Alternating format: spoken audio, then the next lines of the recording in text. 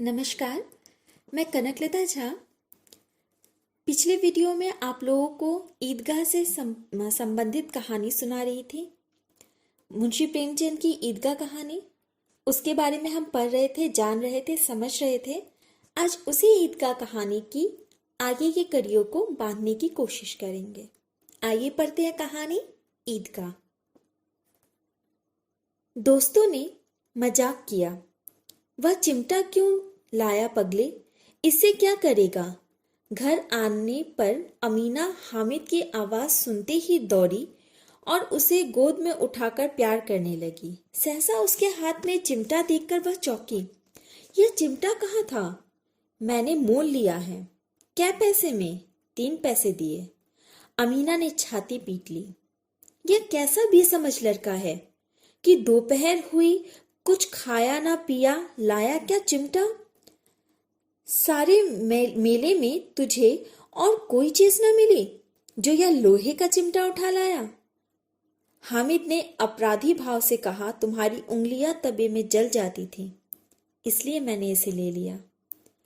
बुढ़िया का क्रोध तुरंत स्नेह में बदल गया। यह मूक स्नेह था, रस और स्वाद से भरा। बच्चे में कितना त्याग, कितना सद्भाव और कितना विवेक है। दूसरों को खिलौने लेते और मिठाइयां खाते देखकर उसके मन कितना ललचाया होगा। वह भी अपनी बुढ़िया दादी की याद बनी रही। अमीना का मन गदगद हो गया। दामन फैलाकर हामिद को दुआएं देती जाती और आंसू की बड़ी बड़ी बूंदें गिराती जाती। हामिद इसका रहस्य ना समझ सका।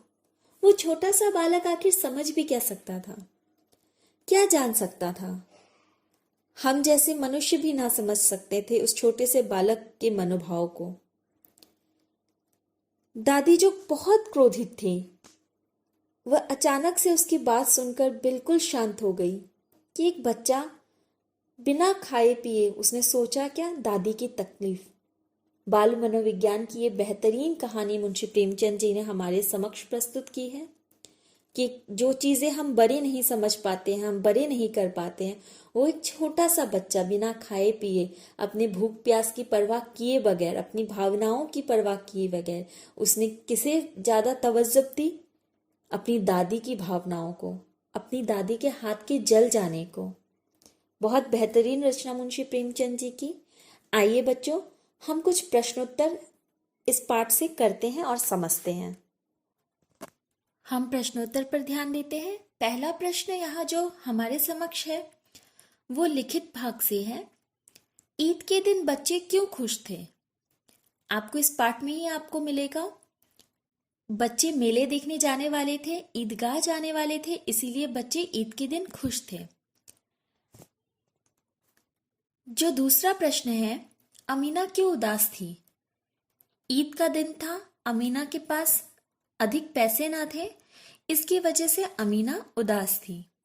तीसरा प्रश्न, चिमटे का दाम सुनकर हामिद का दिल क्यों बैठ गया?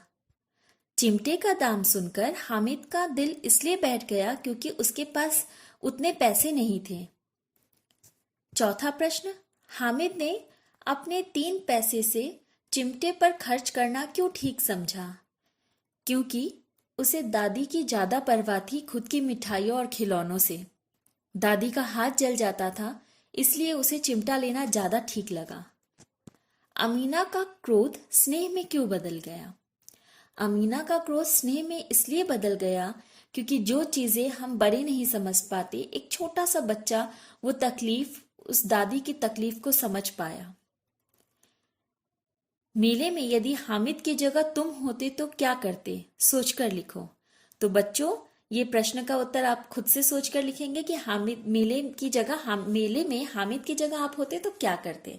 तो आप लिखें और लिखने के बाद आप देखें कि आप क्या कर सकते हैं अगर आप हामिद की जगह होते।